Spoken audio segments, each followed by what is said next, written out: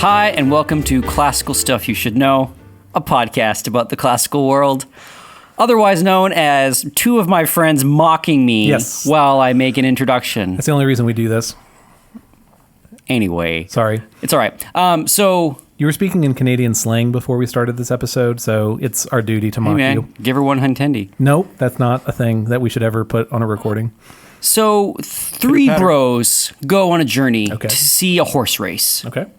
But we get waylaid along, or maybe it's more like two bros. Me and Thomas are going on a journey to see a horse race. Okay. And yet, emerging from the side of the road is a scruffy philosopher who approaches us and says, "What is justice?"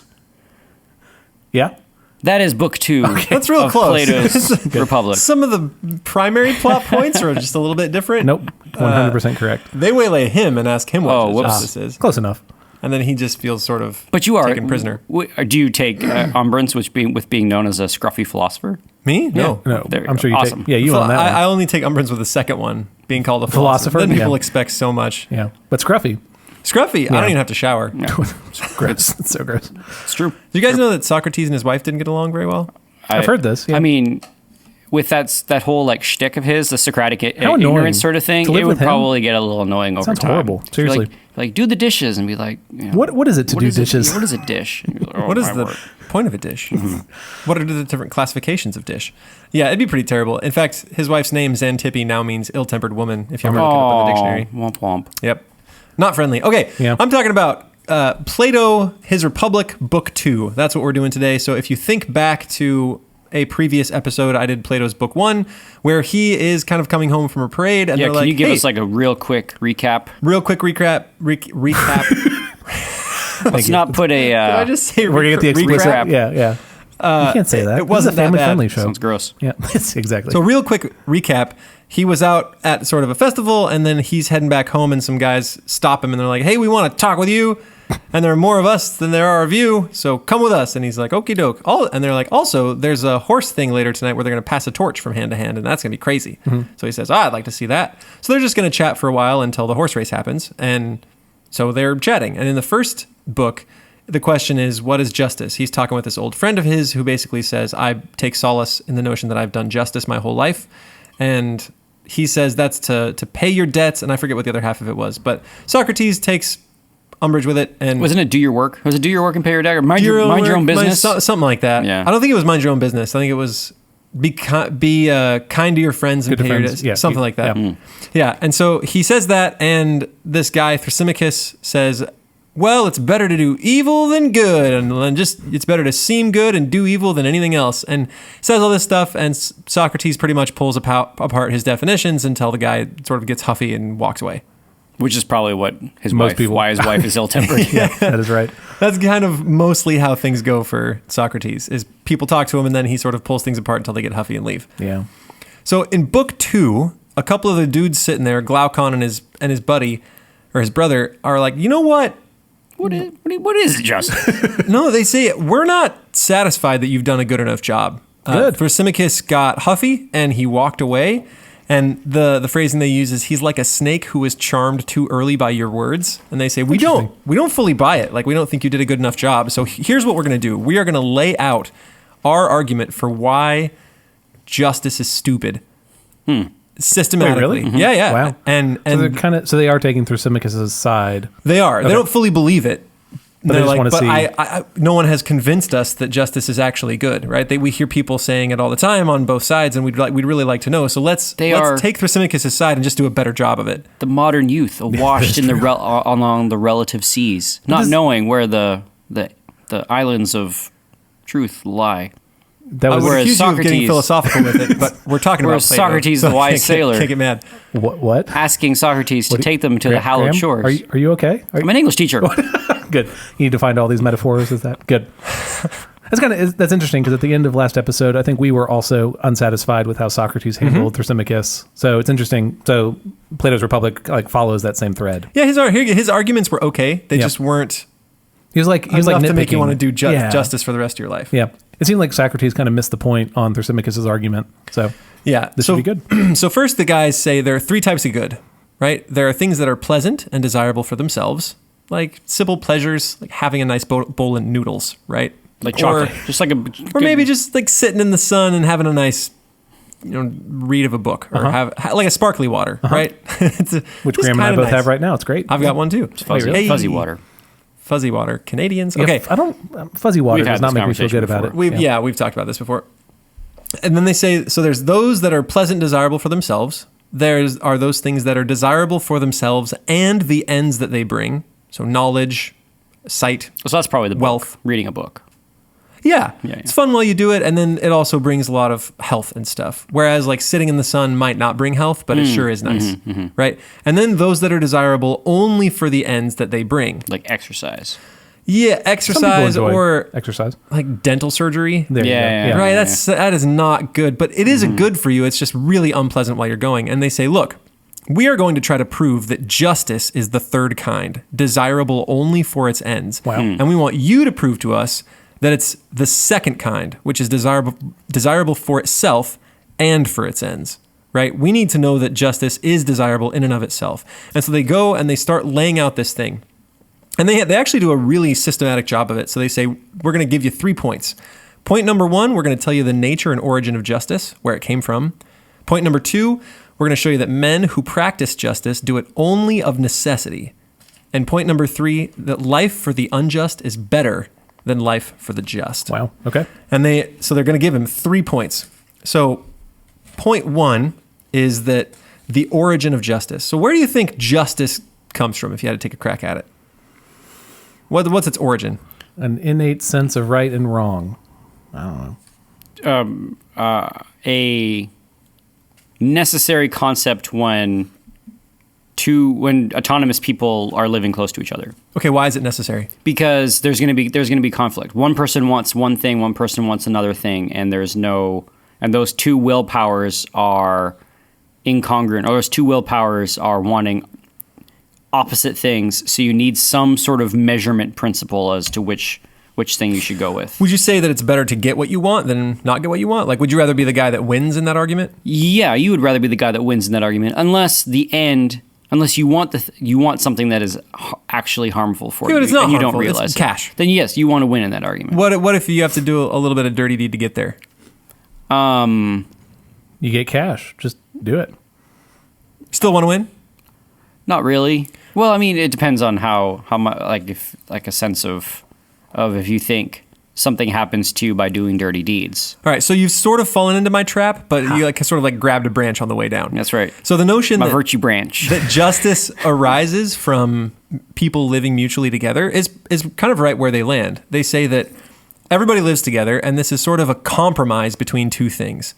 So to do injustice is by nature good, and to get what you want, right? You'd rather be the guy practicing injustice on everybody else, right? Getting your ends and hosing everybody and then rising to the top and not caring whose face you stomp on to get there, but you get away with it, right? That is better than having injustice done to you, right? Being the guy whose face gets stomped on. And everyone kind of agrees that it is much harder to be the stomper than the stompee, and it's way worse to be the stompee than to maybe be the stomper. So everyone kind of compromises into this middle ground and says, all right, well, we'll all just agree to this middle ground of justice so that we don't all get stomped on, because it's way more common and it's a lot easier. So I'll read the little section. They say that to do injustice is by nature good, to suffer injustice evil, but that the evil is greater than the good. And so when men have both done and suffered injustice and have had experience of both, not being able to avoid the one and obtain the other, they think that they had better agree among themselves to have neither.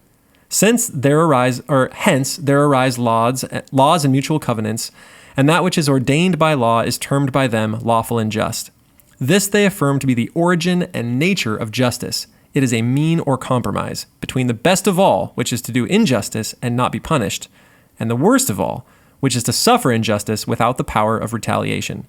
And justice, being at a middle point between the two, is tolerated not as a good, but as the lesser evil, and honored by reason of the inability of men to do injustice.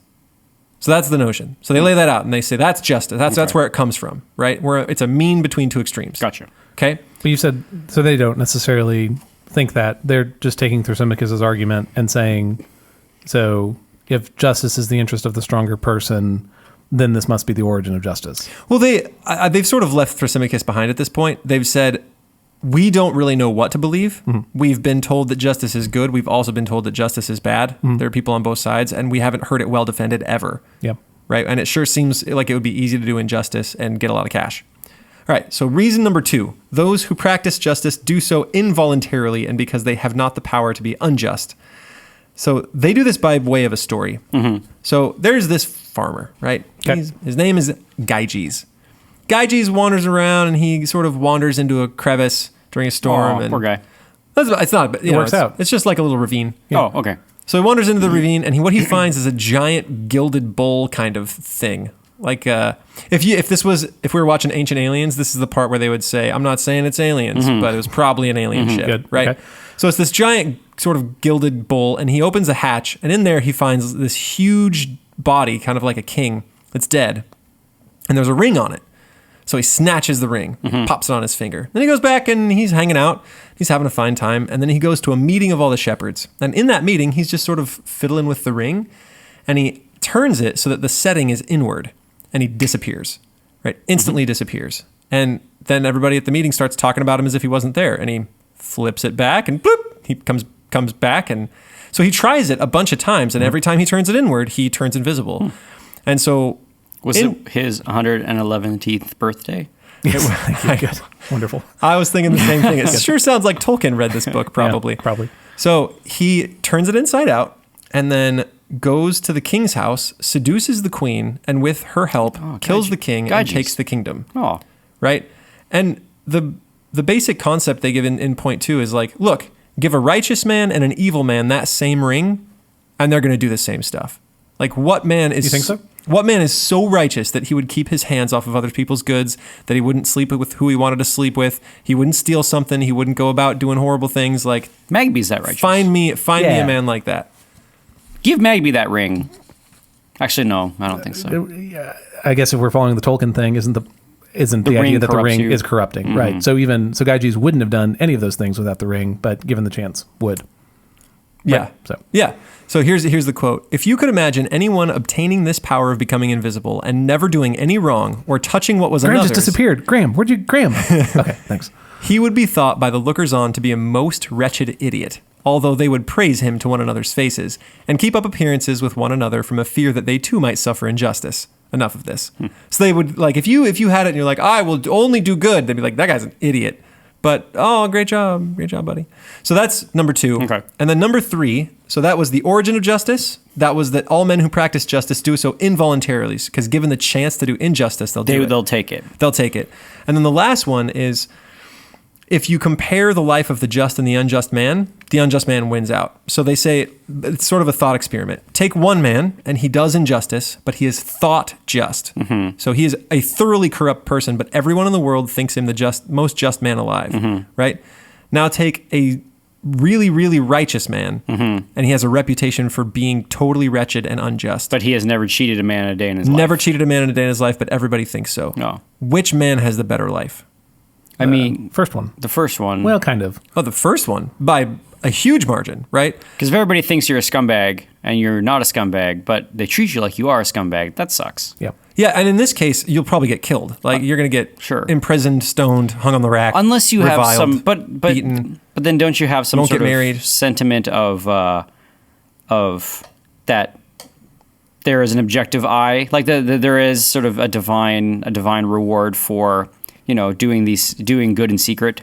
Really hard to feel that when you're being stretched out on a rack. I know, but I'm wondering more. But men have done it. Sure. I'm wondering more, how does the man feel about his own actions? So does he think himself a noble person, though he is corrupt? Oh yeah, he knows he's noble.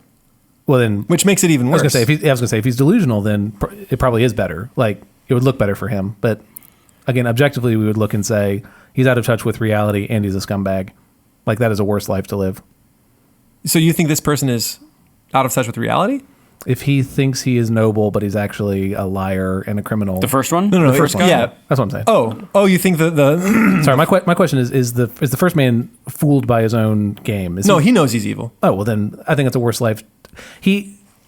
You always have that worry of being found out. He has that risk. Yeah, exactly. Of losing everything, of people finding out who he really is. Like that is a worse, that's sort of Damocles instead of Ring of Gyges, right? Like you have that threat hanging over your head all the time that people could find out about.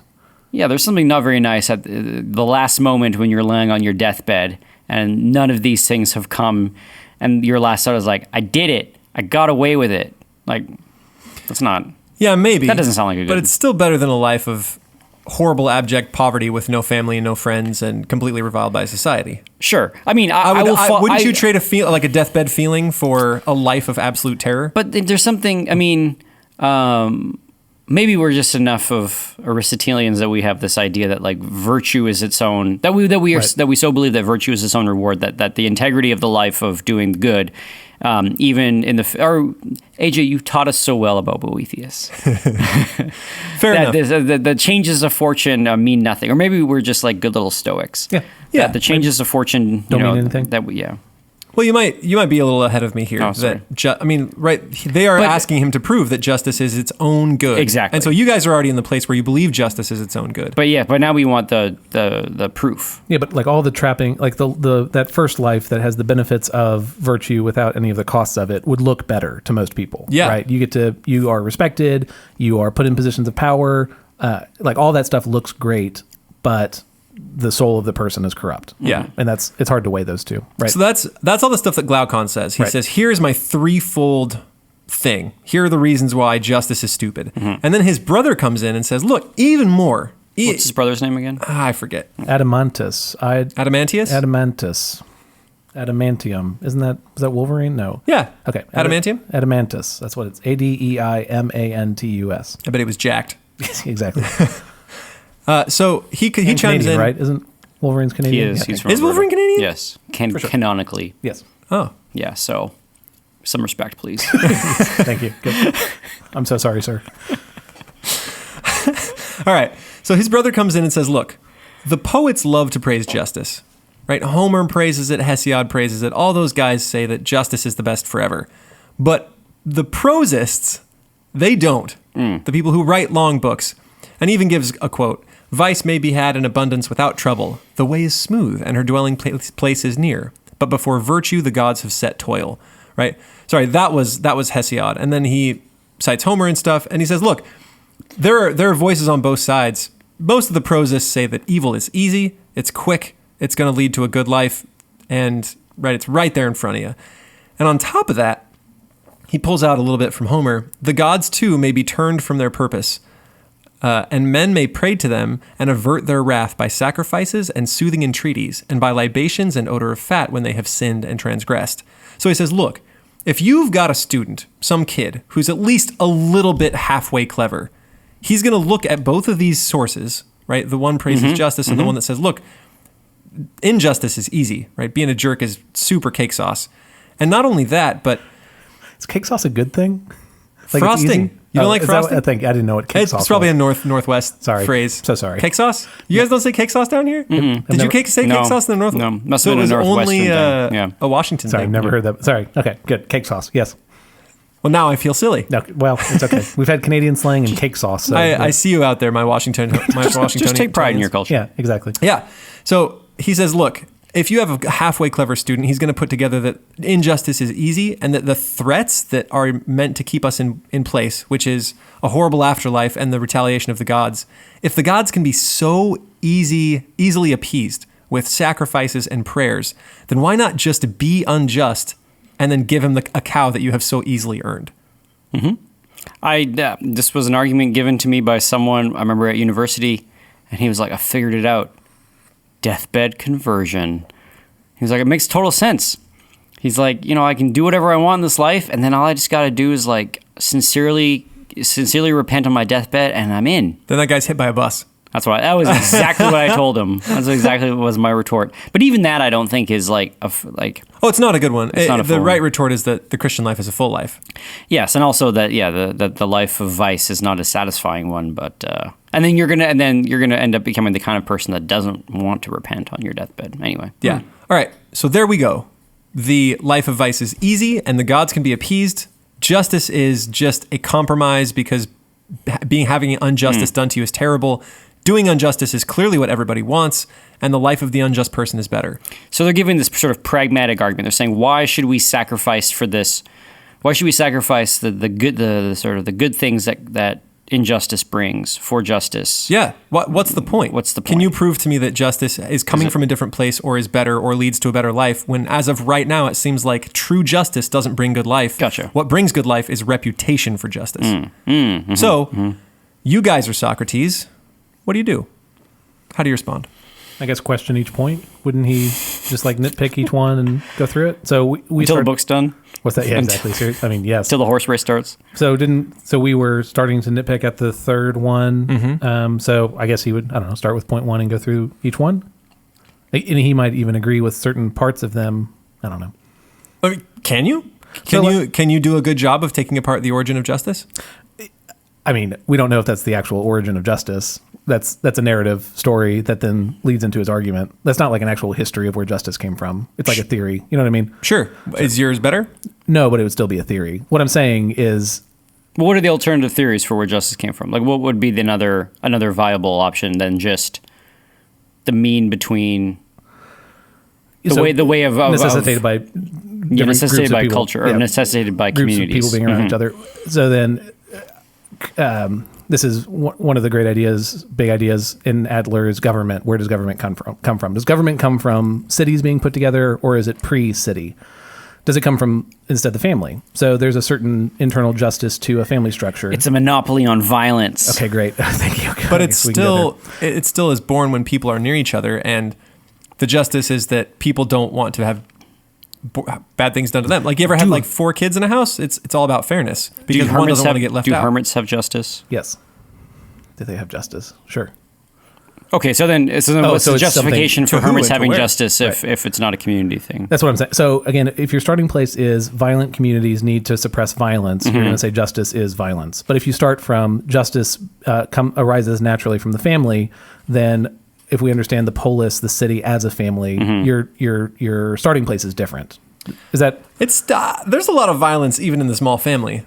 I mean, it depends on how you define violence, but if you ever watch kids interact, like they demand justice because they don't want their toy taken, they don't want to be left out. It is still a desire to not be stomped on. I'm more getting at your statement of everyone wants to commit injustice to get what they want is not necessarily true. Like, fathers do not want to commit injustice. Mothers do not want to commit injustice. Children might, but that's why children need to become adults, right? That's all I'm getting at is if your starting place is justice comes from violence, then you're only going to interpret it that way. And neither of these are like actually where justice came from because we don't know. So is the justice between father and kid a different kind? That's what I'm saying. Is there justice in a city? Is the justice in a city the building up of little families that then create cities, or is city where justice comes from? Because Glaucon is arguing that justice didn't exist before large groups of people came together. Right? He's saying that you need different people groups to come together. You need different families to come together. Or does justice come from somewhere before that? That's all I'm posing. As of right now, it seems like, I don't know, maybe distinction without a difference. Like, it can come from the family, sure, but it's still a relationship between groups of people. And even justice between father and son, right? The father doesn't want to have his money stolen by the son, and the son doesn't want to be beaten by the father, right? It's still a sort of a social agreement, right? The social agreement can be in the family and originate in the family, sure, but I think it can still have their definition of justice where it's a mean between a evil that's easy to fall into and a good that's really hard to get. Sure. I'm just saying the starting place doesn't necessarily have to be violence. That's all I'm throwing out. Oh, yeah, sure. Okay. I agree. So then also, does justice come from groups or does it come from the individual? That's your question. That's the big question. Right. Is if it's not from groups, then it can't be their definition of justice. Because we have senses of right and wrong that precede our interactions with other groups of people. The hermit thinks it is right to be a hermit. That's why he's doing it. So there's something that precedes groups of people. But even the hermit by himself could see that something was not fair. Like, he spends his entire day collecting his bowl of water, and then in the middle of the night it gets tipped over and all his water is that. At the end of this, he could be saying, all of my labor and I don't get the fruits of my labor. He would have a sense of it being unfair. And the only place that he could turn his sense of injustice to would be the heavens, like some sort of sense of. So even by yourself, I feel like, there, right? I feel like, So I feel like maybe in like the sense of justice and is Necessitates relationship. or even is just like sort of built into the human program from the get-go. Justices. Yeah. But that doesn't necessarily give us a Like good this is why definition little kids immediately have the sense of that's not fair. It's not like they were taught what fairness is.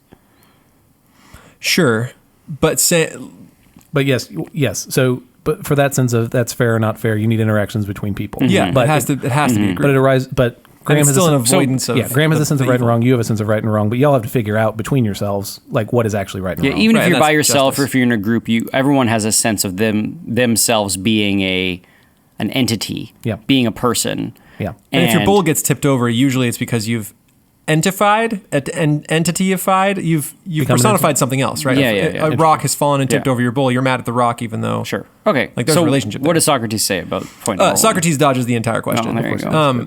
It's one of my favorite responses ever. He goes like, "Boys, that was like good job. That was a good argument, you guys. I'm real impressed. Like, wow, and you're good warriors too. Bravo!" Like Is he patronizing like that? No, he builds him up a little bit. He's honestly like, that was really good. I'm super impressed. And he's like, well, this is a hard question. So why don't we do this? Say, and he uses this analogy, which is kind of awesome. He's like, all right, if you were asked to read a bunch of letters that were really far away and you couldn't do it, what if you found out that the same inscription was somewhere in town and you go look at the letters real big, and then you could go and see the letters real small, right? You've already seen the inscription once, you know what it says. Okay. So why don't we try to find something that can show this to us in a larger scope, right? Rather than asking what is justice in one person, is there something else where we could see justice on a larger scale? And he's like, well, justice is not only a quality of individual men, it's also the quality of a state, right? A state can be just. Sure. So why don't we do this? How about we build a state, and then once we build the state, we'll look for justice there, and if we find it there, maybe we can find what it means in individual people. Okay. Right? This seems like this seems like overcomplicating the situation. It seems like what do we build an entire society? Instead of just Instead answering- of- yeah, Oh, so no, justice is almost a simpler question. Maybe I don't know. It just feels like it's the long way around. I think it's genius. Oh, okay. I love it. I mean, it gives him an opportunity to also go into a bunch of his politics and stuff and talk about states and people and all sorts of things. So I really like this idea. But it does belie the idea that the community, the state, the polis is a macrocosm of the individual, or that Exactly, the yes. individual is that the individual necessitates order the same way that a state necessitates order. Something And if that kind of disappeared And with if you the do medieval- not have order in the person, you won't have order in the state, Right. or that that someone like if one of our students is just an absolute mess emotionally and relationally, and they can't get their stuff together, it's the equivalent of like a state with no walls being ravaged by barbarians. You know, that kind of. Or there's some upheaval, right? Yeah, So anyway, this is where we get the idea of the tripartite soul. We've talked about it before, but upheaval Podcast within number the person. 1. Yeah, podcast number 1. Which Woo. you can't access unless you Go to the go website. to classicalstuff.net. Yep. Well, we'll talk about all that later. But okay, so boys, we're gonna try to do what Plato did. Okay. Let's build a state. Okay. All right. So what do you need to start a state? Like what is the absolute like what brings a state together?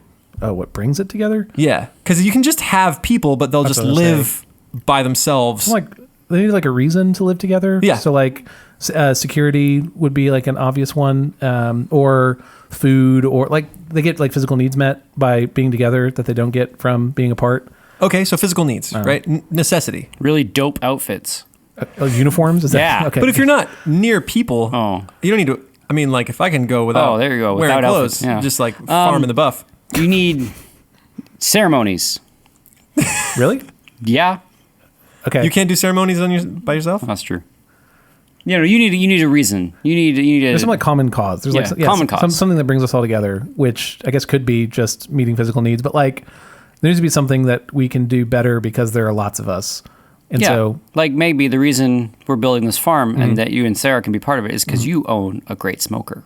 yes, And I so now I want- get to yeah, share that and I want skill that with many smoked meat. people. Yeah, good. Seriously, I'm all about- You own a great smoker, and he is a great smoker. That's true. This is good. This is a good plan. Nice pipe. Got my pipe. Okay, so I think you guys have hit on it. Necessity. Necessity was what brings the state together. C.S. Lewis echoes this in The Great Divorce, right? Yeah, you guys read that book? You remember that hell, the reason that no one hangs together in hell is that all don't their need needs to. are met. Yeah. Right? They can think of a house and the house is instantly there, so there's no reason for them to be near other people. So they keep moving further and further away, so no true community happens because everyone just sort of hates each other. Yeah, we accept a certain level of discomfort and annoyance because our needs are met easier in community than if we just. But if we didn't have our needs met, but if all of our needs are met, the natural human inclination, at least Lewis says, is to like go further and further out.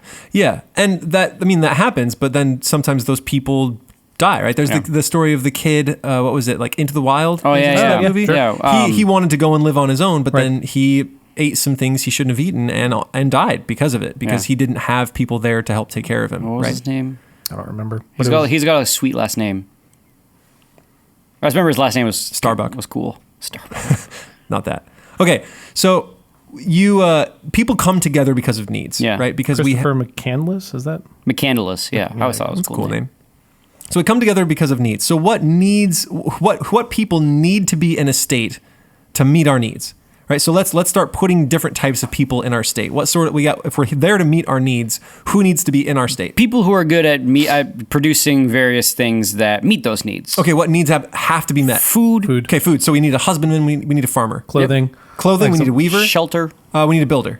So I'm gonna make sure we don't get killed by other big cities, like a soldier class or something. Okay, we'll get there. Okay. You're jumping a little bit ahead because right now all we are is 2 farms and a guy that makes We clothes. still would need someone would need to protect us. So the first couple of turns on civilization. Yeah, exactly. Nobody's coming to steal your deer quite yet. Okay, So good. you have a few. 2 turns. The barbarians haven't spawned. You got a little bit of time to get it together, and you guys have nailed it. Those are the first 3 things that Plato says. He's like, look, we've got farmers, we've got builders, and we've got weavers, and maybe a shoemaker because a weaver ain't necessarily great at making shoes. Sure. All right, and he's like, you know what?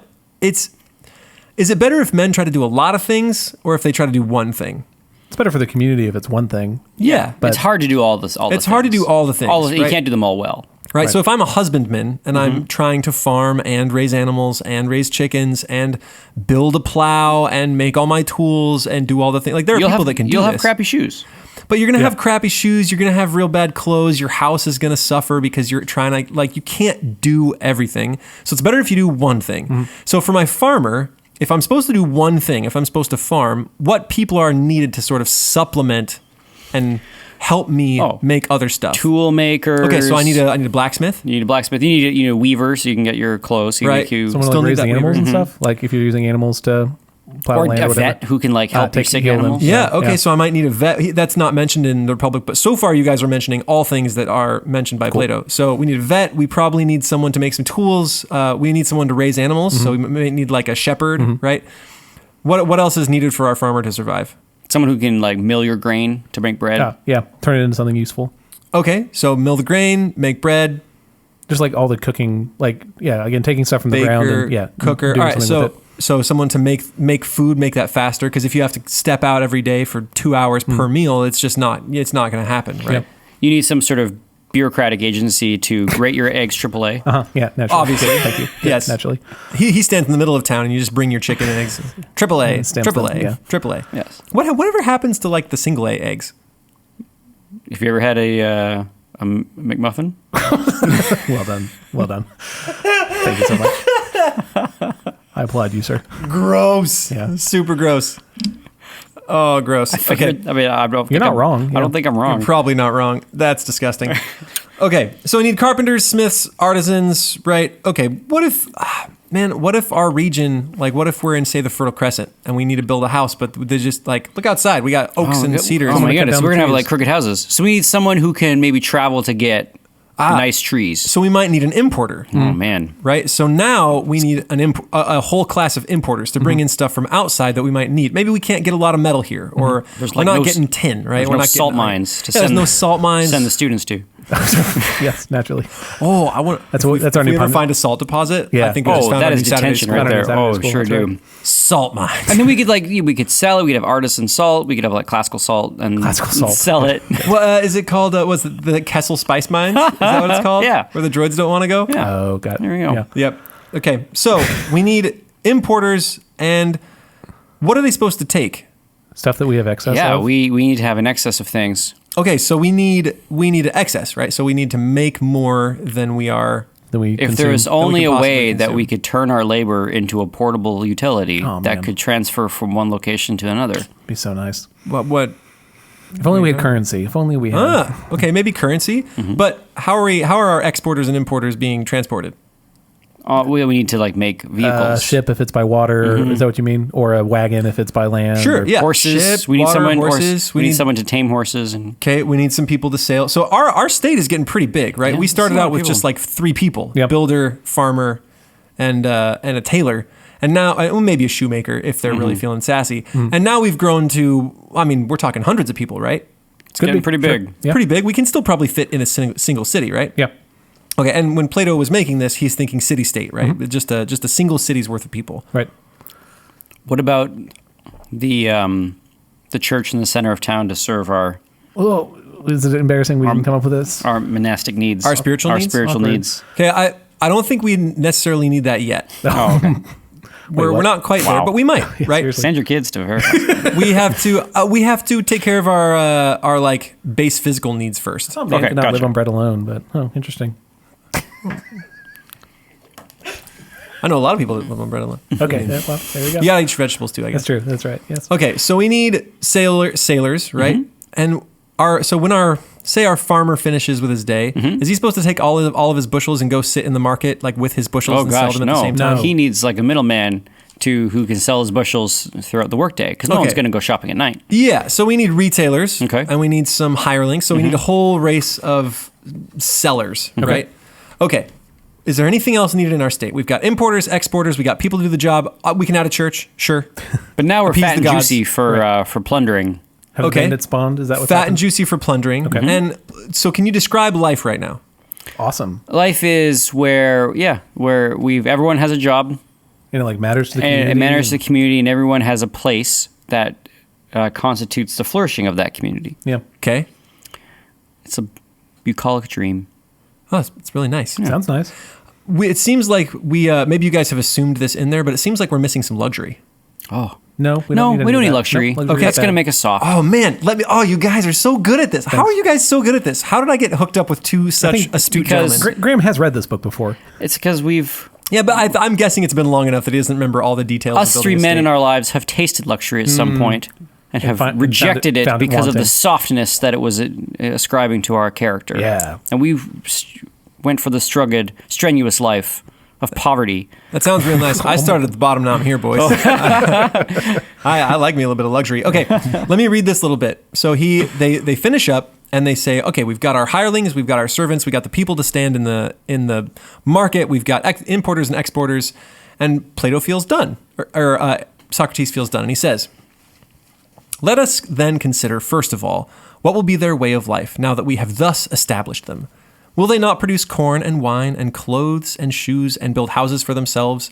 And when they are housed, they will work in summer, commonly stripped and barefoot, but in winter substantially clothed and shod. They will feed on barley meal and flour of wheat, baking and kneading them, making noble cakes and loaves.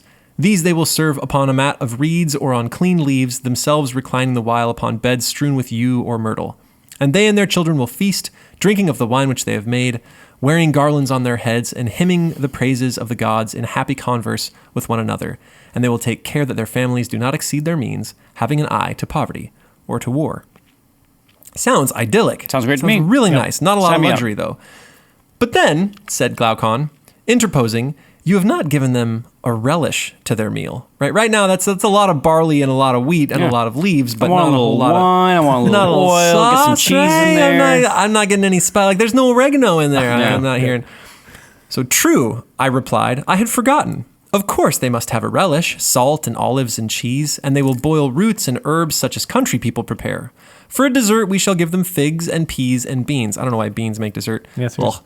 And they will roast myrtle berries. No, like and, sweet beans, like those Japanese things you buy, like the What like are you sweet, talking about? sweet bean Never had paste. those. I don't know what you're Sweet talking bean about. paste. Sweet bean paste is a thing? It's amazing. It's really good. You can get them Are frozen. you talking about toothpaste? No, Did you no, buy no, no, no. toothpaste? Sounds like, yes, you're not supposed to eat that. You never had tooth beans? Graham. Listen, you listeners out there, you culture listeners out there, help me. So good. Okay.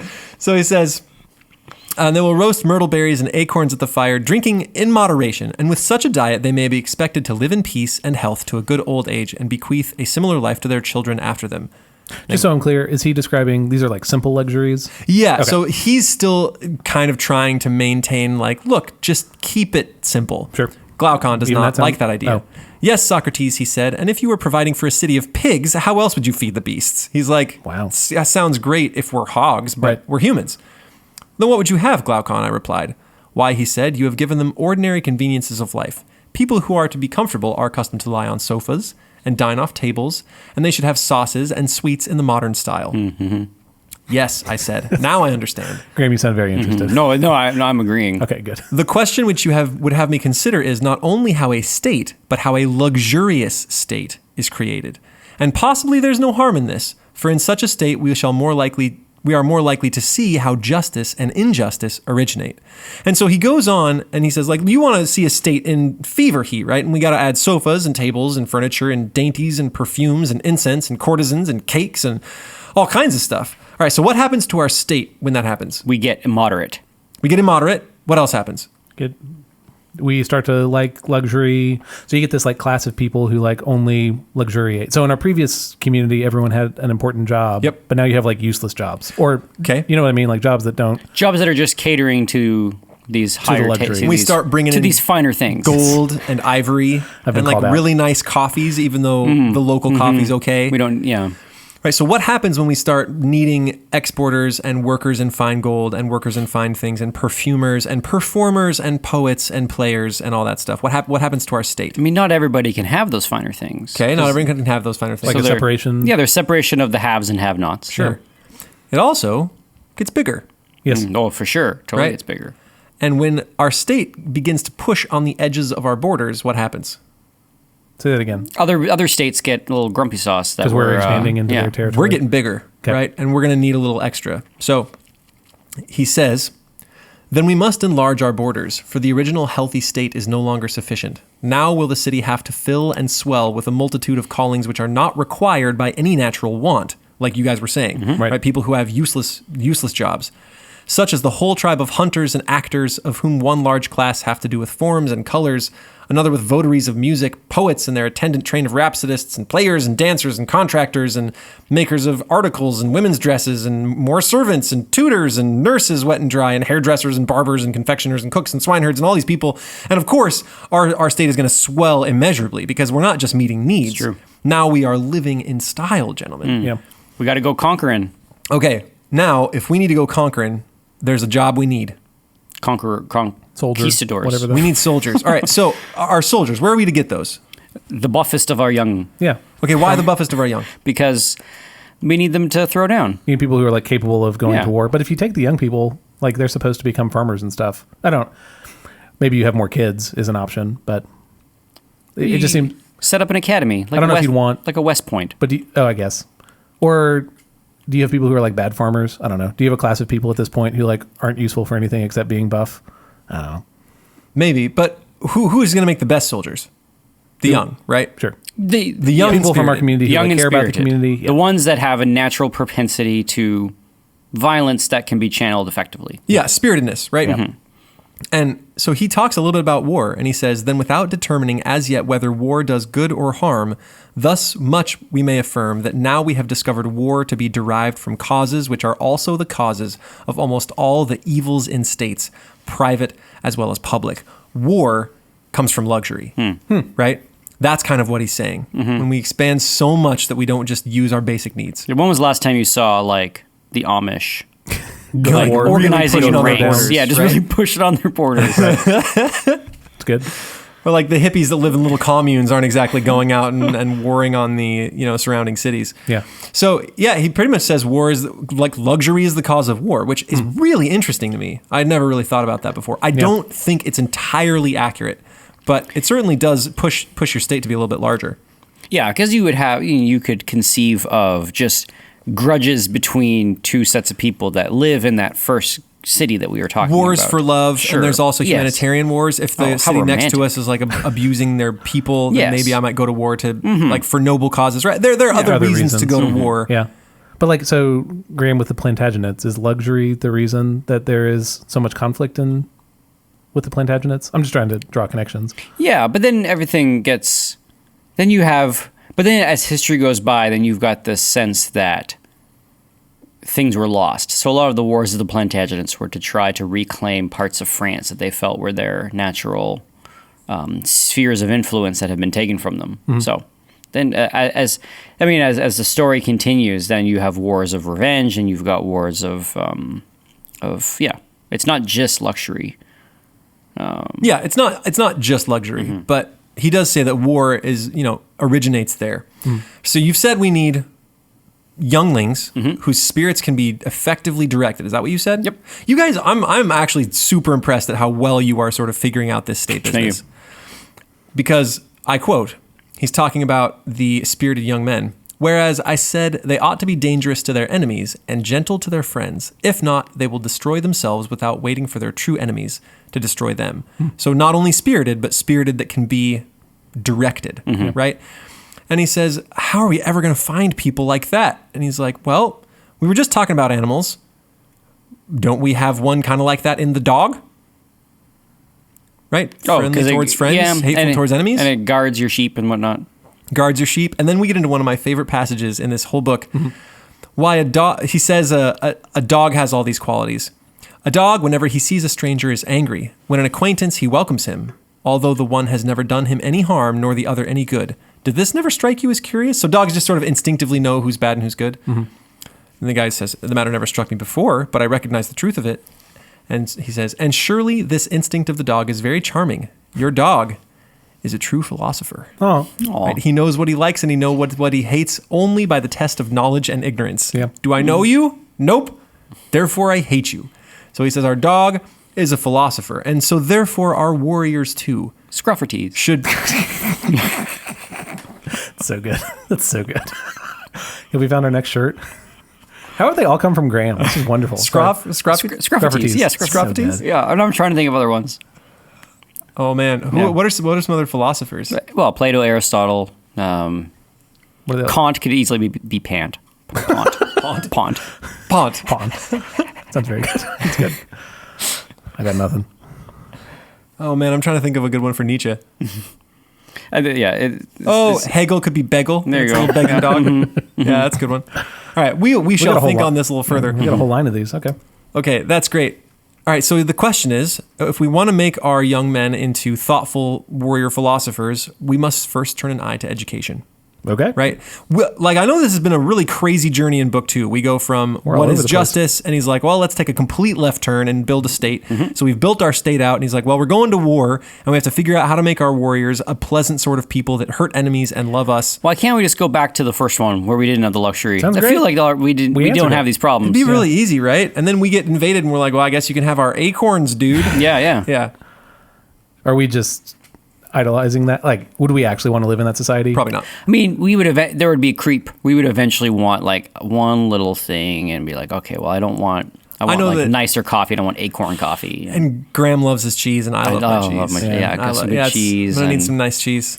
And some like red wine with, that cheese. I also like sweet bean paste for dessert. So gross. This is such a fun question. We'll get to the rest of this in just a moment, but what are like areas in your guys' lives where you require luxury? Like, what are the things that you'll spend money on? Do you guys need examples? Food, for sure. You spend money on food? Yeah. But you're talking about like quality? You're saying you buy good food. Yeah, you buy like food. Quality stuff. So like there's a farmer's market that meets right outside our apartment, and we will get the ground beef from the guy who killed the cow himself and raised that cow. And the ground beef is maybe more per pound than you get at Whole Foods, but the food, the quality of food is so much better. Or like a fresh chicken. We bought a fresh chicken this weekend. It was killed like 2 days ago. It's never been frozen. It's fresh. And when you eat it, it's like the flavor of chicken is very different than the flavor of chicken that I grew up eating. Chicken that doesn't taste like chicken? I know. No, it tastes like actual chicken, whereas it doesn't. Platonic ideal. I feel like I'm in the Matrix right now. Yeah, I know. You don't even know. It's chicken tastes like everything. So I feel, and that's worth to me. That's luxury. Okay, so food. Do you spend on anything else? I feel like you spend on good coffee. But no, you're not very discerning No, in the I'm school not very day. discerning in my coffee tastes. Yeah, I don't know. So like we buy local things also. I don't know if we'd call it luxury. So like we do community supported agriculture, but I don't know. Oh, I do love a good Negroni. Oh, there you go. Negronis aren't inexpensive. I spend on nice soaps Oh, yeah. for the shower. Yeah, yeah. Like I'm That's going to buy good. that $5 organic bar soap, even though I could get Irish Spring for like 60 cents a bar. Yeah. It's just better. Yeah. It's way like that's one area where doesn't dry your skin. I pay for. Yeah, and it doesn't leave a residue as much. Like there are a lot of and just the smell. It smells so Have you much tried better. pine tar soap? I have. It's Yeah, I love fantastic. pine tar. Yeah, I love sure. pine tar soap. It smells like grandpa. You can make that yourself. I don't know. That's why I'm having trouble calling these things luxury. Because you think because we could have achieved them in the simple living scenario. They like are the tasty ground beef. the tasty ground beef, the vegetables I'm talking about that come literally from like just outside of town. We have a pine bee tar soap we maker could make. at our school. A what maker? Not bee maker, honey maker. She got bees, and the honey is really good. Oh, the honey is really it's good. really local. You know, so Are those luxuries? Like those again? Check they them sound- out. Hobblegobbles honey. but they're luxuries. I don't think that's the anyway. But in the modern world where like you've got mass-produced honey Yes. and mass-produced like ground beef, they end up being luxuries Interesting. because they are rare. Yeah. But I mean, I don't need like bling and like Bugattis or whatever they're called. I would love a Bugatti so much. Oh, so much. Okay. Anyway, back to the tale. So we're gonna educate our young, right? And we are starting at a completely Books. I spend money on books. blank slate. Yeah. Okay, good books, sure, but you can find really cheap books. For I know, like, but That's what I'm saying. I don't know if that's a luxury. So, but then you need the luxury because now you need the space in order to have the books. pens. Pen. Oh yes, there it is. yes. Yeah. You spend on nice pens. That's true. For those who have never met us, I somehow instituted some sort of aristocratic snobbery into the English department by getting us all hooked on fountain pens, and we all now have Very fancy nice fountain fountain pens. pens. Yeah. Oh dang! And ink stained fingers because So of it. apparently, I'm way behind on time. All right, keep going. This next little bit will have to be fast. So he pretty much says we're going to educate our young, and we're going to do it in two ways: music and gymnastics. And music What? includes literature. Calisthenics. Yeah, seriously. And It's basically like thought and body, I was gonna say, right? The gymnasium meant something different to them, right? Yeah. That- And thought involves a lot of things, and one of those things is literature. Yeah. And you start with untrue literature poems. and move to true. So untrue meaning like fables, Okay. right? It has an like element fiction of versus- truth, but it's a okay, fiction, yeah. right? And then we move to true literature. Uh-huh. Is there any censorship we should do? Is there any stories we don't want to give our kids? Just to be clear, this is only for the raising of the soldier people. Yeah, well, I think we eventually extend this to all young in the whole state. I mean, we never know which ones are going to turn out to be soldiers. yeah, Yeah. let's not give them stories where the unjust person like gets away with it and lives a happy life. Well, there's certain like vulgar stuff that you all- like. Yeah. We censor all kinds of things before they go to our kids. So anything where there's like heavy strife and it turns out well. Or obscene material. Oh, so Shakespeare's gone. when they're, Well, like, to little, certain little. ages. And Homer's At gone. certain ages. yeah, at certain ages, you And the introduce that Odyssey stuff is to it. gone. Yeah, at certain ages. You wouldn't read the full depictions of like the heads being split open to like 5-year-olds. All right, so and that's one thing he says is we gotta censor all this stuff. Really? Any time where there is strife, any time where evil is spoken well of, all of that has to go. And even more weirdly, he says any tales where God is the originator of the evils of the world. Oh, interesting. Anything where there is strife in heaven, anything where a god has to change shapes and lie because a god would have no reason to lie. In fact, I wish I had more time for this, but Don't they have aren't there a bunch of Greek stories where that happens? yes. Basically, all of Homer goes away. Right, yeah. Every fable about the gods goes away because Zeus is a doofus. Right. It talks about it kind of goes over the problem of evil, Mm. right? If there's evil in the world, how can that come from a good God? And he goes through talking about it and says, well, evil clearly can't originate from the gods. So any evil that comes out of them is clearly false. Mm. Right, so we got to do away with all those stories. Any story where they fight with each other because that doesn't make sense. If they're good, right? Gods should be perfectly good. And even crazier, the doctrine of immutability shows up here. The immutability of God. And he says, look, you can only be changed by things without you or within you, right? And gods are not subject to pressures from without, right? And if it's pressure from within, well, if the gods are perfect, what are they going to change to? Any change will be a change away from perfection. And why in the world would they want to do that? So they're resistant to outside change. And they don't want to change from the inside because they're already great. So anything where a god changes or seems to change has to go. So the stories of Proteus, the shape-shifting sea god, that's got to go. He's a shapeshifter.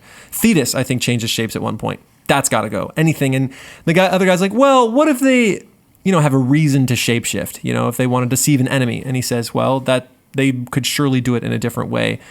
And so he says, for an education, there can be no stories of evil, of strife, of talking back to your parents, of infighting, of civil war, anything about the gods being evil, anything about the gods making mistakes or changing. So pretty much what's left, That's a boys. lot. Yeah, I have no idea. Yeah, very little. Yeah. So I just thought it was interesting that there was such heavy censorship here, so that as the kids grow, they don't believe that strife in a community is a thing that can happen. Yeah. But then you get all these fables where they're full of strife. Yeah. But Like it's kids are scared. Like kids, fear is natural to a small child. And so then the question is, you can do two things. You can try to eliminate all stories about fear, or you can give children scary stories that have the resolve at the end. Anyway, so this is sort of the psychology of myth that we can get into. But and I wonder if Plato has been around. Like kids. think of Aesop's fables, or think of like the Hans Christian Andersen, where they're like terrible stories, like witches and ovens and that kind of thing. Yeah, I don't think kids need fables to tell them how to do strife. If you've raised kids or tried to teach kids or been around kids, that strife happens naturally. Right. Default settings. Right. Default setting is, I'm going to take your toy and break it because I didn't get one of the same, or I want to, or like there's a whole lot of impulse and not a whole lot of impulse control. I don't think they're thinking back to fables when they want to take each other's toys. Right. That censorship, I don't think, is going to do the job that he wants it to do. Anyway, that's where this book ends. They censor it. They talk about how God is totally immutable, unchangeable, and the problem of evil should be attributed to men and not gods. And that's the end of it. Like Has he resolved Glaucon's concerns? No. Okay. The question of what justice is will span the rest of the Republic. Okay. Yeah, they're going to spend the rest of the book building up this city, and then at the end, they're going to tie it all together, kind of. So book 1 was kind of the setup and like a weak version of what you could do, and then book 2 was, here's the setup for the rest of the entire thing, which is building a state so that when we look at the state, we can figure out what makes a man just because we can see what makes a state just. But we'll learn more about that state in book 3 also. Yeah, we're going to keep learning about the state for a while. They need to go through organization of child rearing and social organizations and who governs and why and how to keep your warriors from murdering everyone. And like it's going to be a long journey. I think all of it's interesting, and I'm really excited to go further. Have you guys liked book 2? Should we keep doing this? Good. Yeah, this for is sure. fun. Yeah, listeners out there, if you want me to keep going, I know that I'm kind of going into depth here. Holler at us, and I can either abandon the project or keep going. I'm super interested in all this stuff. I like it. Whenever when I was a kid, or not kid, but when I was in undergrad and read Plato's Republic, I still remember I had the same feeling that I had now, which is I wish the story ended before the luxury came in. Of the city, it seemed like there were some things just sort of satisfying. It's like Hobbiton, right? Anyway, and Plato seems to feel that way too. Yeah, right? Maybe. It's sort of hard to pin down what Plato thinks versus what Plato says. Yeah, like that first, we talked about this last time with that first guy who gave the definition of justice and was like, "Well, I'm tired." Like it was a great definition. Now I'm sleepy. Yeah. Anyway, so we have some shout outs to give because we talked about if you had listened to all 100 episodes. Yeah. So we have some shout outs, and then the first person gets a place of honor. So congratulations, Joel. You were the first listener to email in and say you listened to 100 episodes, so you get a very special a ceremonial fwee from all of us. All right, ready? 1, 2, 3. All right. Evelyn, thank you. That was my first time Evelyn has that. also listened to 100 episodes, and Lauren and Micah and Brett and someone on iTunes. I can't remember. I didn't write down their name. Something. Draven. I think that was right. Bees will look it up. Yeah. So thank you to all those who have listened to the 100 episodes. It's crazy to think that you did that. Yeah, and if you want to go get the episodes, if you're a new listener and you're like, wow, I can't even get the full 100 because the first few have dropped off iTunes, well, you can always go find them on our website, classicalstuff.net. That's every episode can be found there as far as I know. I looked and listened recently, so they're still there.